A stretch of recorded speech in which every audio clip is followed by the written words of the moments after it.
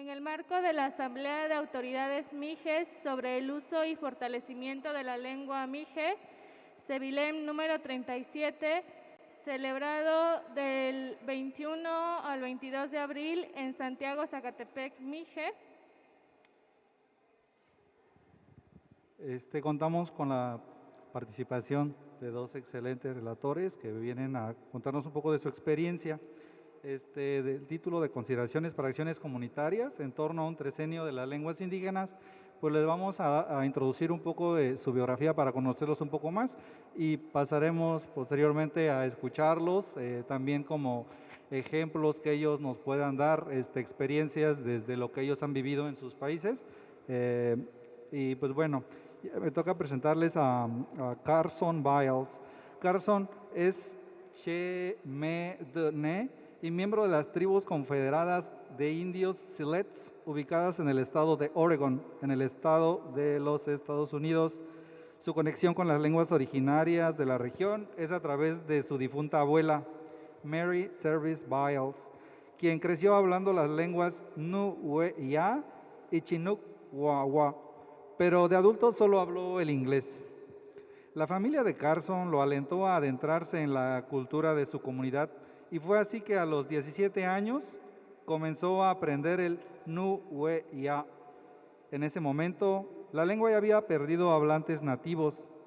Carson ha llevado a cabo una amplia investigación sobre la lengua en los archivos históricos para recuperar información sobre la lengua y despertarla. Además, ha desarrollado planes de enseñanza de la lengua y él mismo la ha enseñado. Carson se siente honrado de poder llevar a cabo este trabajo para su comunidad. La doctora Gabriela Pérez Báez es profesora titular en el Departamento de Lingüística de la Universidad de Oregon en los Estados Unidos, donde dirige el Laboratorio de Revitalización Lingüística. Además, es codirectora junto con Daryl Baldwin del National Breed of Life Archival Institute for Indigenous Languages. Anteriormente, la doctora Pérez Báez fungió como curadora de lingüística en la institución Smithsonian.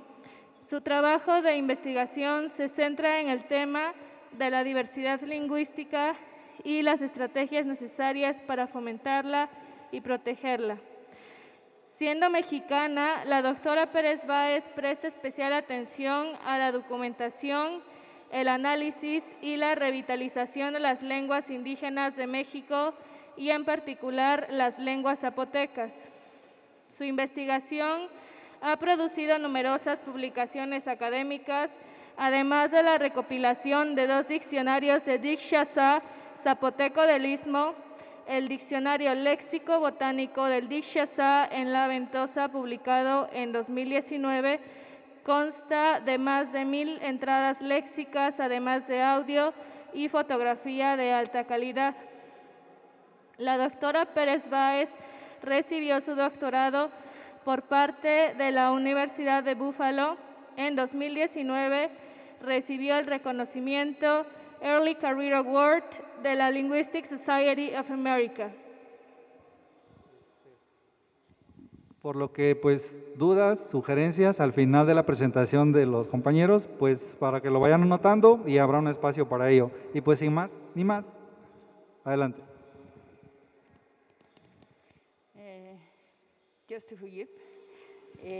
Soy Gabriela Pérez Báez y para esta presentación, ¿está viendo algo de...?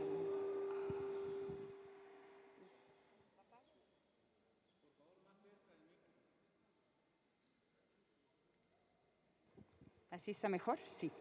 Ok, bueno, pues tenemos como 3 secciones en nuestra presentación. Les daré unos antecedentes sobre los trabajos de revitalización lingüística alrededor del mundo y posteriormente mi compañero Carson va a hablar de la experiencia en su comunidad y volveremos después también con ejemplos de numerosas partes del mundo que creo que van a apoyar la toma de decisiones que hagan ustedes posteriormente esta tarde.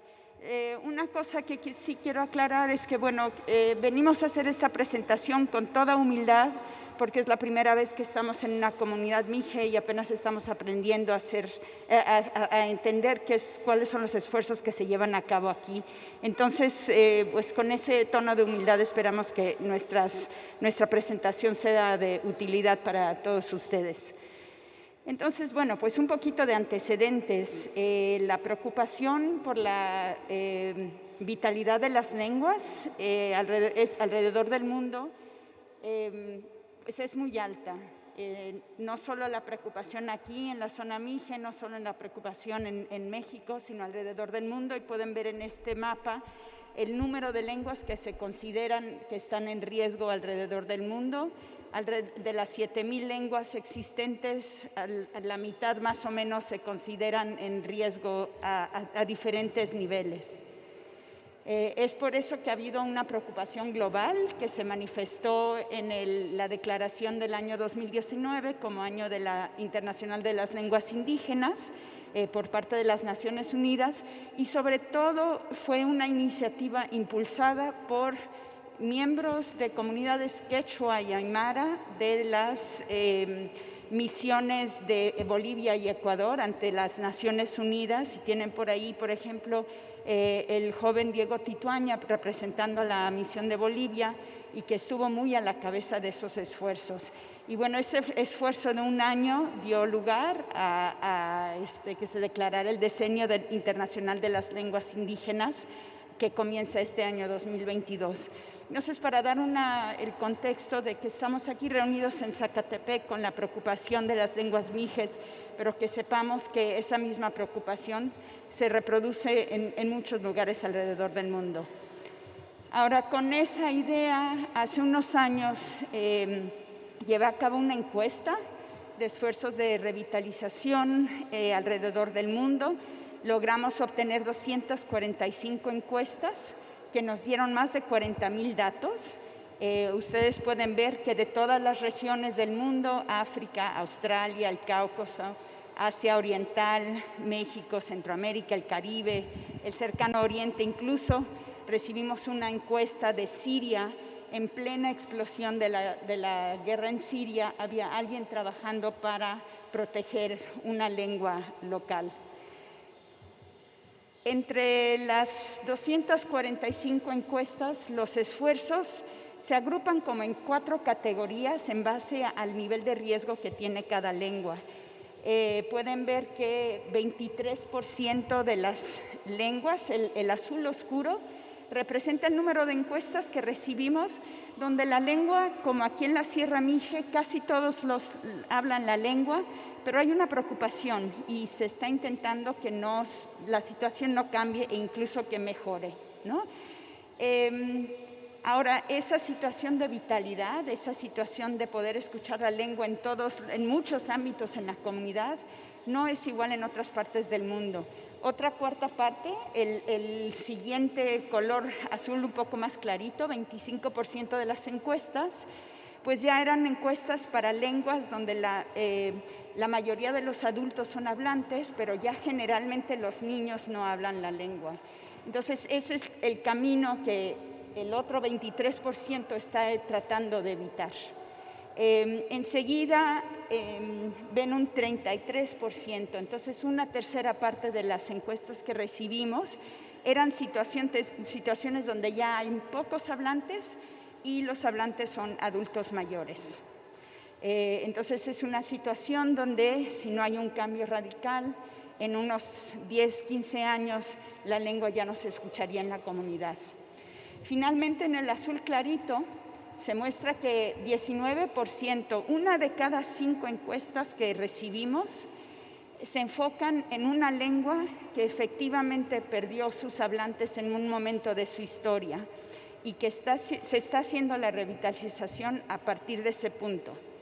Ese es el caso de la comunidad de Carson, y entonces le voy a pasar el micrófono para que nos explique.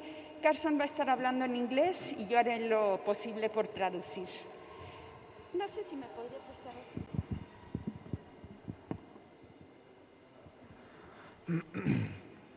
prestar. Shido Carson, Shushi, Chet Metane, Nashli, Jidin to a new way out, Nash Ushte, Ayuk Das, Nash Ushte, at E, new way out Sha Nash, Jidin to a Tokhui, he straight what's Yanli, he one she do straight Han. I just wanted to open by saying that I wish I could give this presentation in Mihe, but I at least wanted to start by speaking Nuweya and just thank everyone here has been so welcoming, from the ride up to staying in Tlawi last night and coming here. I can really feel the energy in the work that you're doing together, and it's really inspiring.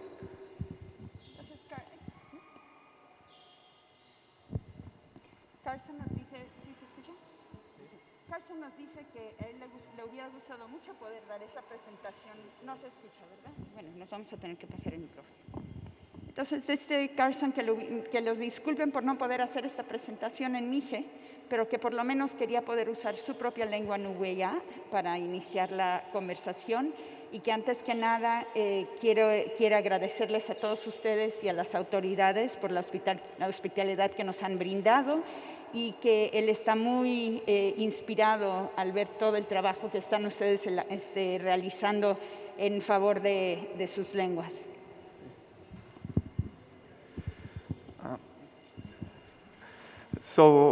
Gabriela and Teu asked me to speak a little bit about our context as a language that has very few surviving speakers and working on revitalization, to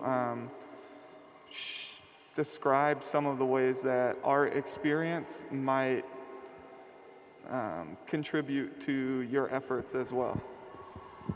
Entonces, lo que le habíamos sugerido a Carson cuando le invitamos a que nos acompañara era que pudiera compartir la experiencia de una lengua que se está revitalizando después de haber perdido casi todos, no todos, pero casi todos sus hablantes, de manera que pues les pudiera ser de alguna utilidad la experiencia de su comunidad. Our language is from Southern Oregon and Northern California, and our community has been split up between several different reservations, which has made it difficult for us to work together. Entonces, la lengua nuweya se habla en lo que actualmente se conoce como el norte de California y el sur de Oregón, donde ven esa estrellita más o menos. Y el contexto histórico es que la comunidad en sí fue dividida, y diferentes grupos de la misma comunidad fueron dispersados en distintas tribus. Entonces, esa dispersión ha dificultado bastante la transmisión de la lengua. So in the 1980s, the last generation of speakers was really passing away, and there's one speaker of the Southern dialect of our language who took it upon himself. He's younger. He took it upon himself to reach out to the other communities and begin working on language together. En los años 80 fue cuando la última generación de hablantes de nuweya estaban ya falleciendo. Y entonces un miembro de una comunidad en el norte de California fue el que empezó a hacer ese trabajo de acercamiento hacia otras comunidades hermanas para poder empezar a revitalizar la lengua. Él era más joven, no era de la generación de los mayores. In our community, there's many people who are elderly who grew up hearing and speaking the language, but stopped at a young age and don't speak anymore. So there's a lot of will in our community and people our age to work on the language so that it can be spoken again. Actualmente en la comunidad aún hay personas mayores que escucharon la lengua y la recuerdan, pero por varias razones durante mucho tiempo no la hablaron. So my challenge or my role in this has been helping to make materials and be a language teacher for other folks. And we've relied on archival work for that very heavily. Entonces, el papel que Carson ha tomado ha sido el de hacer investigación para producir materiales y enseñar la lengua, en particular en base a materiales históricos, documentación histórica que se realizó de la lengua. What we found was that focusing on a classroom environment and teaching the language was not effective because it's really important that the family be the center of the work, because the language is so tied to your cultural expression, who you are as a person, and how you think of the community. Pues la experiencia que ellos tuvieron es que simplemente dar clases en un salón de clases o en un contexto cerrado no era suficiente, y que lo que realmente era importante era anclar los esfuerzos en la familia y hacer que la familia fuera el centro de atención de los esfuerzos de revitalización. And we also had to struggle through working with materials that had been taken by anthropologists in our community, but not made by our community. Ahora, los esfuerzos de revitalización se hicieron en base a documentación muy extensa, como pueden ver un ejemplo en la pantalla, pero es documentación que la realizó un antropólogo.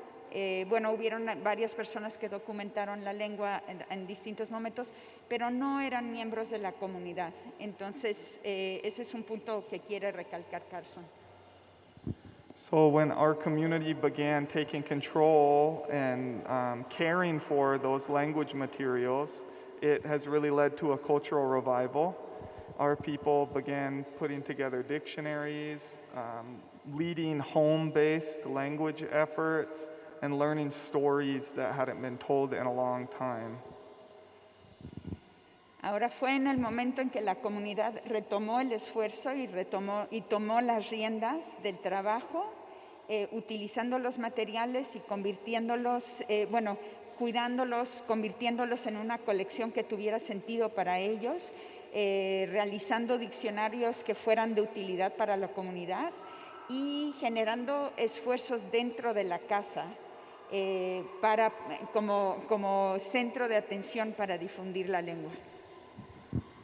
I know we have very different contexts for the work that we're doing, but I think that the work that's going on in my community translates some to the work with the diaspora community of Mixe people.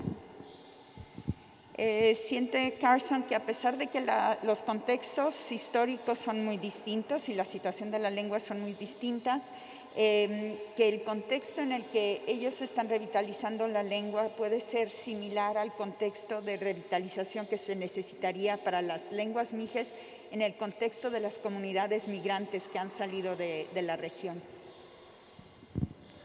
In our community, people are forced to make either or decisions, choices to practice the culture at the expense of looking for work, at the expense of taking care of their family, because it's so much work to do this cultural revival.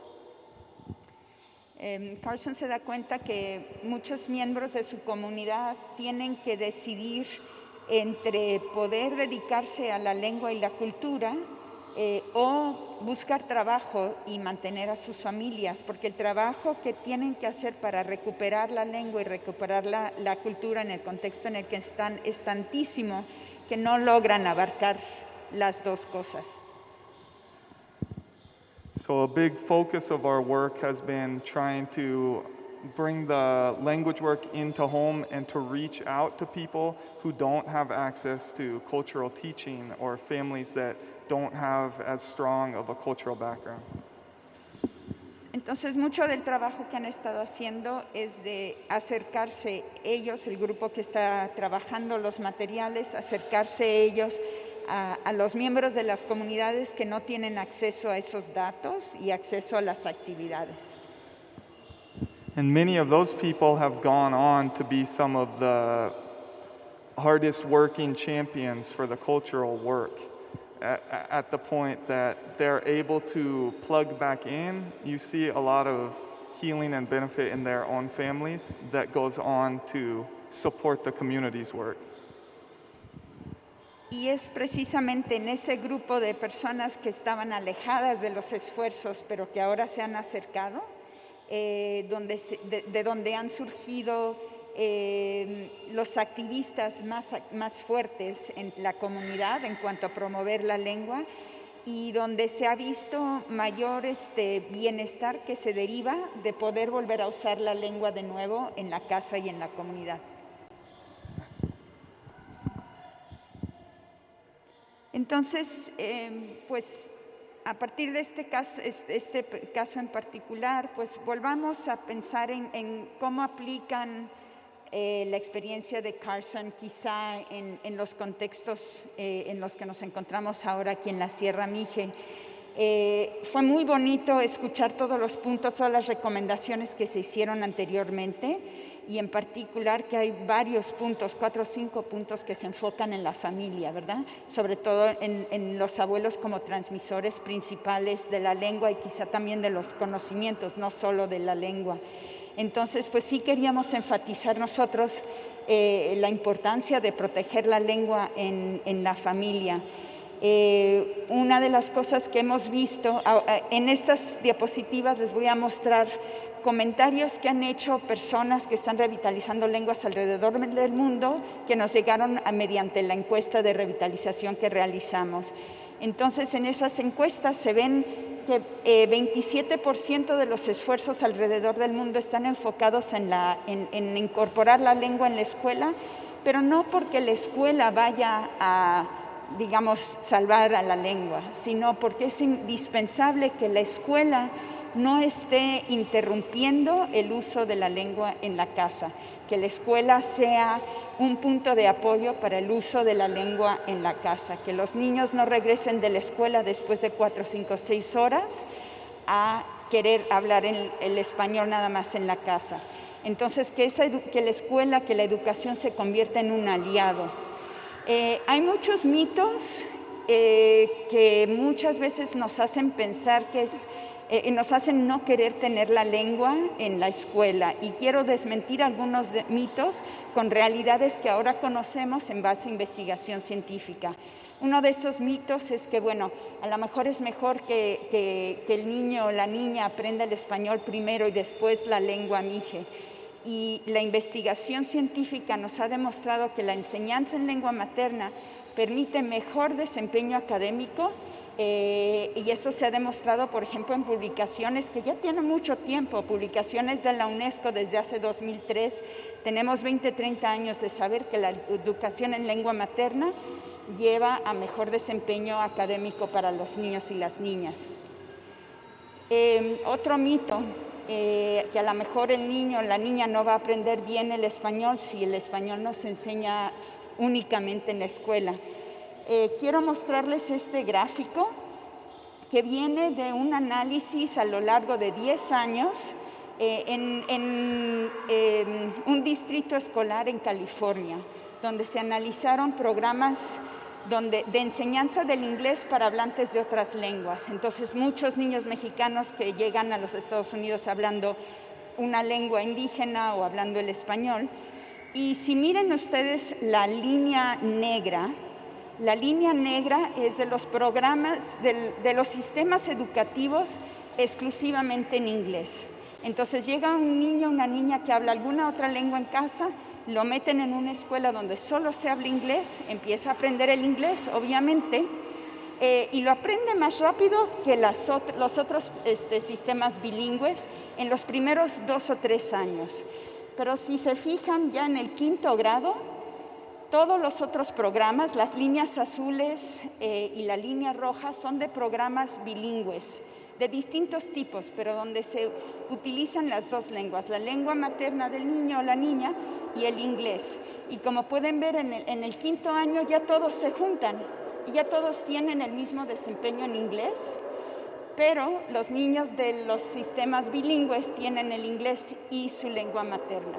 Entonces, esa capacidad de mantener las dos lenguas es lo que importa bastante. Y de darles a los niños tiempo para adquirir las dos lenguas. Si los evaluamos en segundo año, tercer año, nos va a dar una información distinta en los resultados. Si los dejamos un poquito más de tiempo hasta el quinto año, teniendo 9, 10 años, ya están todos al parejo. Pero los niños bilingües tendrán sus 2 lenguas y sobre todo la lengua con la que se pueden comunicar en casa. Otro mito, que bueno, a lo mejor si tiene 2 lenguas el niño o la niña, se va a confundir. Los niños tienen un cerebro muy jovencito y siempre decimos que es como esponja, pero literalmente las conexiones neurales en el cerebro de los niños constantemente se están regenerando, lo que les permite responder a los estímulos que les presentamos. Si les presentamos una lengua, van a responder a una lengua. Su cerebro se adaptará a procesar una lengua. Si les presentamos 2 o 3 o 4, se adaptará el cerebro del niño a procesar y a producir las 4 lenguas sin ningún problema. Tenemos que acordarnos que el mundo ha sido multilingüe históricamente y tenemos registros de miles de años atrás donde la gente manejaba 2, 3, 4 lenguas. Actualmente en lugares como África o la Amazonía sigue habiendo comunidades donde los niños hablan la lengua del padre, la lengua de la madre, la lengua de los vecinos, y como los niñitos también entre todos hablan diferentes lenguas, son niños que crecen con 4 lenguas sin que nadie se preocupe de si se van a confundir o no, porque no se confunden. En muchos lugares del mundo, como decía, la educación se ha utilizado para que deje de irrumpir en la transmisión de la lengua. En Hawái, por ejemplo, actualmente, de un grupito de 6 personas que estaban preocupadas porque ya no quedaban casi hablantes del hawaiano hace unos 40 años, ellos se dedicaron a aprender ellos mismos el hawaiano, a enseñarlo a sus hijos, crearon nidos de lenguas, crearon preescolares, crearon primarias y, para no hacerles el cuento largo, actualmente uno puede cursar en hawaiano del nido de lengua al doctorado. Y en todos esos casos, los estudiantes son por lo menos bilingües en hawaiano y en inglés. Pero entonces son personas que pueden tomar cargos como abogados especializados en el análisis de documentos históricos legales que están escritos estrictamente en hawaiano, o pueden estar capacitados para dar clases o para ofrecer servicios de salud en hawaiano a la comunidad hawaiana. Algo similar se tiene en Maori, en Nueva Zelanda, y ahí pongo unas estrellitas más o menos en las regiones del mundo para que se den cuenta de la dispersión de estas ideas, ¿no? En Maori lo mismo, se puede estudiar en Maori del nido de lengua al doctorado. En Europa hay programas similares para el irlandés, el vasco, el catalán, el frisiano. En Ghana, en África, la educación en numerosas lenguas maternas es actualmente la norma. La alfabetización en las lenguas es un interés muy importante y me dio mucho gusto escuchar que también es un interés aquí.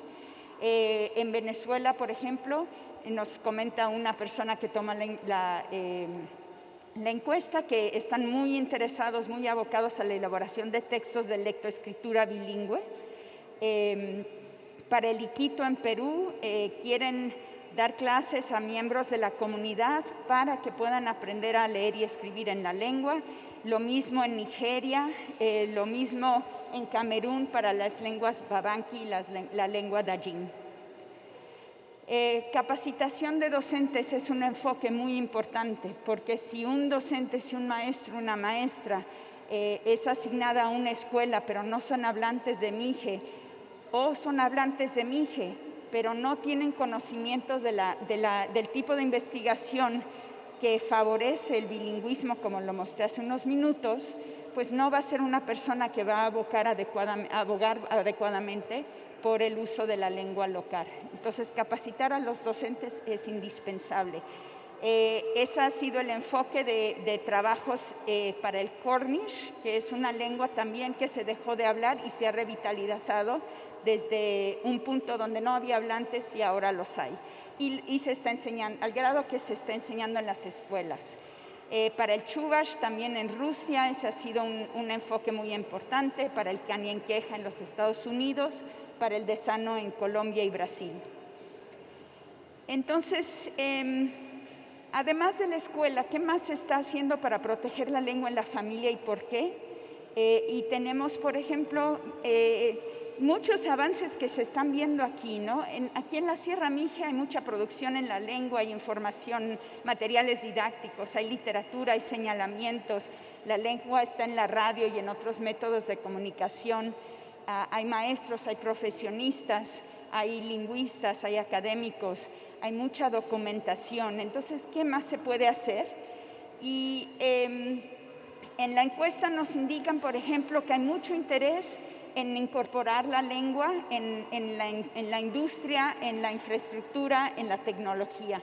Por ejemplo, para el quechua hay trabajos que se están realizando para que haya traducción automatizada entre el quechua, el español y el inglés, de manera que la lengua esté a la par con estas otras lenguas internacionales.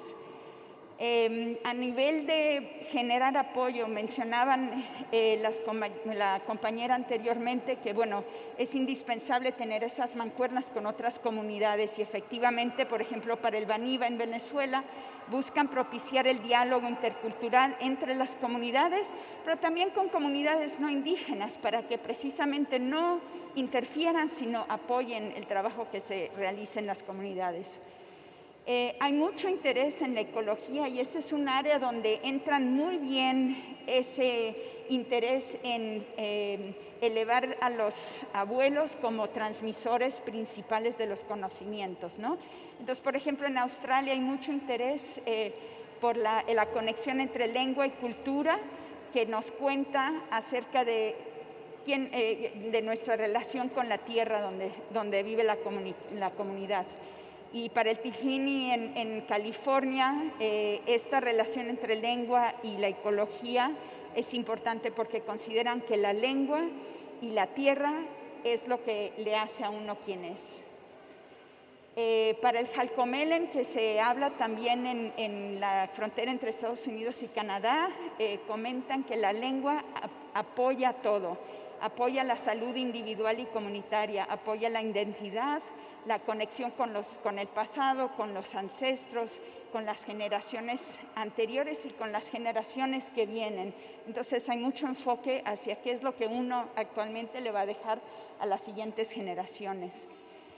Para el Tlingit en el norte de Estados Unidos, consideran que sin la lengua, mucho de la identidad individual y comunitaria se puede morir.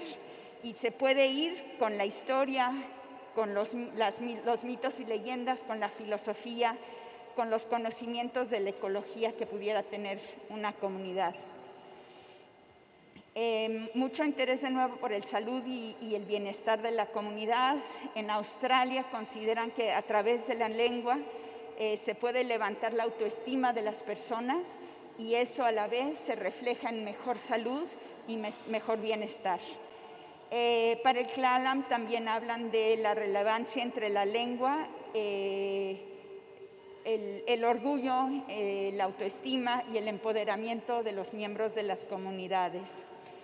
Entonces, pues de nuevo, no hemos venido a hacer una recomendación, sino más bien compartirles de voz de Carson su experiencia y yo he tratado de compartir las experiencias que me han compartido a mí, esperando que les pueda dar un poco más de perspectiva para pensar en qué más podría hacerse aquí en la región Mije para proteger la lengua en el seno de la familia. Y pues con eso les damos las gracias. Dios que huyep. Sure, no fa na khula.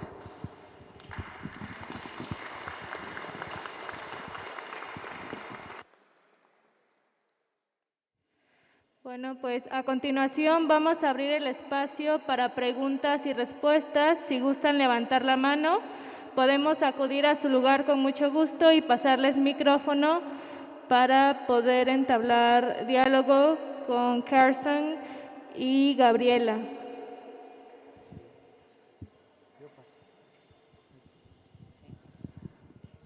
Sí, anímense y es como darles el contexto, ¿no? Nosotros estamos en la CEVILEM, estamos pues luchando porque la lengua se siga preservando, ¿no?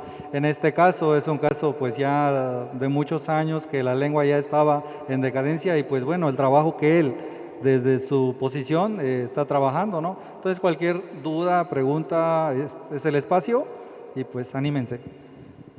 Primero quiero agradecerles por el tiempo y la experiencia que acaban de compartir, la investigación que han realizado. Yo tengo una pregunta. En el caso del contexto Mije, y eso lo hemos platicado ya en muchos espacios de reflexión, es que nos hemos enfrentado a una situación interna, es decir, entre nosotros los Mijes, que hay y tiene que ver mucho con la actitud lingüística, en que mucha gente, y aquí en esta reflexión que hicimos en equipo, que los papás de alguna manera ya no quieren enseñarles, ¿no? Transmitirles la lengua mije en este caso, ¿no? Y mi pregunta es si en el caso de la experiencia del maestro, no recuerdo su nombre, Carlsen, se enfrentó a este tipo de situaciones, es decir, las personas que tenían conocimiento de la lengua, ¿qué actitudes se enfrentaron, ¿no? Lo mismo con la juventud, ¿no? Con la niñez. O sea, eso me parece muy, muy importante, ¿no? Que de repente no se hable, no se discute, ¿no? Entonces me gustaría saber en ese sentido cómo fue digamos, desde este punto de vista, ¿no? De la actitud lingüística con esta tribu. Gracias. Definitivamente en su comunidad se han enfrentado a algo muy, muy similar y la resistencia venía de que se estaba tratando de insertar la lengua en la casa sin abordar la problemática social, que en el caso de la comunidad de Carson, pues es una problemática de mucho trauma histórico. Y entonces, si el enfoque era solo en la lengua, en utilizar la lengua en la casa, sin abordar la problemática social y tratando de generar un cambio social que permitiera que la lengua fuera parte de ese cambio social, hacer ese switch, ¿no? Entre no solo enfocarse en la lengua, sino la lengua como parte de un movimiento social. Eso es lo que les hizo cambiar y poder seguir adelante en los esfuerzos. Pero quizá quería decir algo más. Did you have something else to say? No, that's okay. Quizá anteriormente la compañera, cuando leyó los 26 o 28 propuestas, mencionaba una de ellas que era indispensable que se apoyara a las familias en el uso de la lengua. Y creo que, aunque el contexto es muy distinto, hay un contexto muy fuerte de discriminación, de marginalización sistemática, histórica, que quizás, pensando en lo que acaba de decir Carson, si se aborda esa problemática directamente y no circunventarla, creo que podría facilitar la aceptación de la lengua en aquellas familias que están preocupadas y tienen actitudes negativas que impactan la vitalidad de la lengua. No sé si eso tiene sentido. Did you address really like the energy to do it? Algo importante que quería Carson recalcar es que al reincorporar, al menos en su caso, al reincorporar la lengua dentro de la casa, eso requiere muchísimo esfuerzo, porque en este caso es una familia que se ha criado en inglés y de pronto tienen que cambiar sin tener un contexto social más amplio donde la lengua se está utilizando. Entonces ese esfuerzo requiere mucho enfoque, mucho tiempo, mucha energía.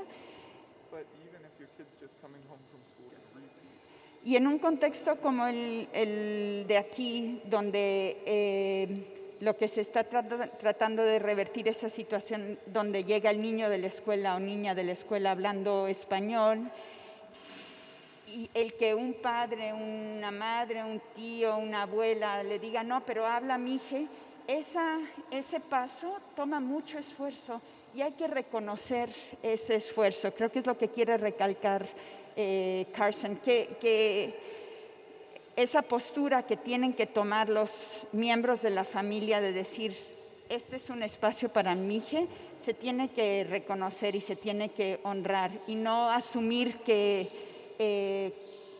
no impacta emocionalmente a las personas que toman ese paso.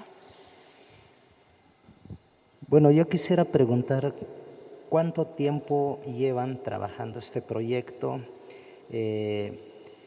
luego cómo lo han hecho, porque bueno, pensamos que debe haber previo, así como toda una labor de concienciación de los padres para dar valor e importancia a la lengua y vean la necesidad de seguirla hablando para preservarla.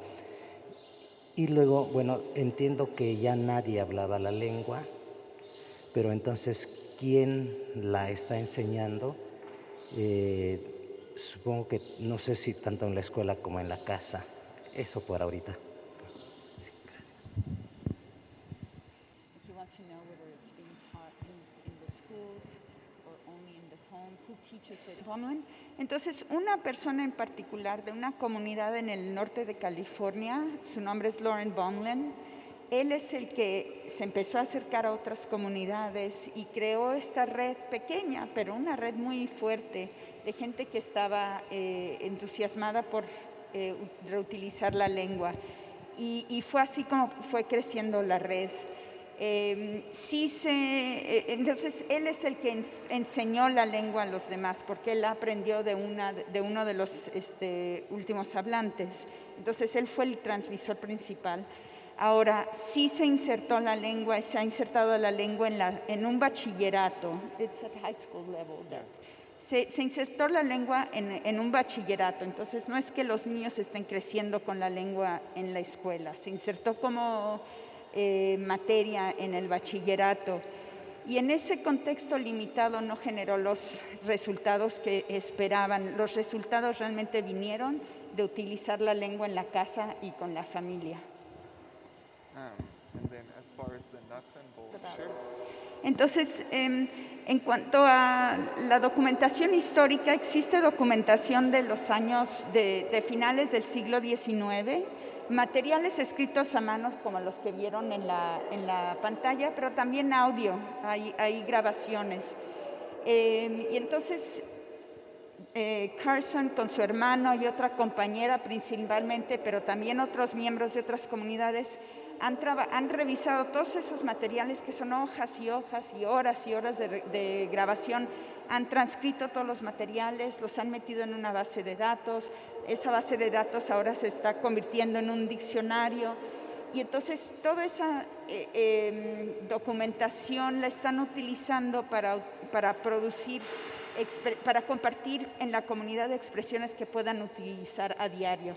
También tiene que identificar qué cosas quieren decir, que no saben decir todavía, que no están en la documentación en sí, pero que con lo que conocen de la lengua pueden ahora generarlo. Entonces, actualmente ese es el trabajo en lo que se están enfocando y lo veo, por ejemplo, uno de sus hermanos es el que está dirigiendo la oficina de lengua en su comunidad y están en constante intercambio tratando de... si una persona en la comunidad quiere saber cómo decir tal cosa y no lo sabe el maestro, entonces regresan a los datos para poder sacarlo y entregarlo de nuevo a la persona que tenía esa curiosidad. Entonces, eso es una labor súper intensísima, donde entran muchas capacidades distintas. Entonces, ni Carson ni Jerome se abocaron a la lingüística como otras personas, sin embargo, conocen de la lingüística, de su lengua y de la tecnología lingüística para poder trabajar esos materiales lo más posible. Bueno, yo hago una pregunta. Carson, nosotros en México, desde la historia, desde lo que vemos en la escuela, es que las lenguas indígenas han sufrido mucha discriminación. Entonces, actualmente como que tendemos a pensar en que eso es un bloqueo, en que eso es algo que no nos anima y que de alguna manera perjudica que la revitalización de una lengua indígena en el país pues florezca, ¿no? I wanted to tell you this. Here in Mexico, we have, our history says that we have a lot of discrimination because of we speak an indigenous language. So I want you to tell me some points about what is your experience, what are the recommendations, not to focus on that kind of discrimination, but to flourish the language, to do something more about it. Better for our kids, our grandkids, than it is for us. Bueno, esta es una respuesta compleja y me corrige si me equivoqué en algo, Carson, pero Carson comenta que en el caso de su comunidad y en el caso de las comunidades en la costa oeste de los Estados Unidos, el proceso, el impacto ha sido relativamente reciente y muy rápido. Entonces, las comunidades, el contacto con los invasores fue hace como 150 años. Entonces, fue un proceso muy reciente y muy rápido. Entonces, hay dos cosas. Una, que él quiere reconocer el hecho de que su comunidad tiene un historial de 150 años de resistencia, digamos. Las comunidades aquí tienen un historial, como decía, como lo mencionaban en la apertura, de 500 años. Y después de 500 años las lenguas siguen aquí. Entonces él considera que a pesar de los retos, claramente están tomando medidas adecuadas y están haciendo esfuerzos adecuados que han protegido la lengua más de como se han podido proteger las lenguas en otros contextos. La otra cosa que él considera, que Carson considera, es que aunque, bueno, que él siempre se acuerda de que sus abuelos pasaron por peores momentos que los que tienen, por los que están pasando ahora las generaciones más jóvenes, y a pesar de que pues sigue habiendo discriminación, siempre se acuerda de que los abuelos, a los abuelos les fue peor, los abuelos tuvieron que soportar peores cosas, y eso le da una perspectiva que le permite enfocarse en el futuro y tener la aspiración de un mundo mejor, enfocado en que la vida sea mejor para los niños de su comunidad de como fue para los abuelos. ¿Sí está bien? Algo muy importante que mencionó muy al principio Carson, que también los esfuerzos actuales se benefician de la protección legal que ahora tienen los pueblos indígenas, que no tenían hace 150 años. Y creo que eso es un punto importante. Al final quité una diapositiva donde tenía una lista de instrumentos legales que protegen actualmente los derechos de los pueblos indígenas, de los seres humanos en general, con instrumentos específicamente para la situación de los pueblos indígenas que rigen en México y que rigen a nivel internacional. Entonces, pues, aprovecharlos, que me parece que los conocen esos instrumentos ampliamente en estas comunidades, y quizá lo que Carson considera es que en su caso esa protección legal ha sido muy importante, utilizarla para protegerse de esa discriminación.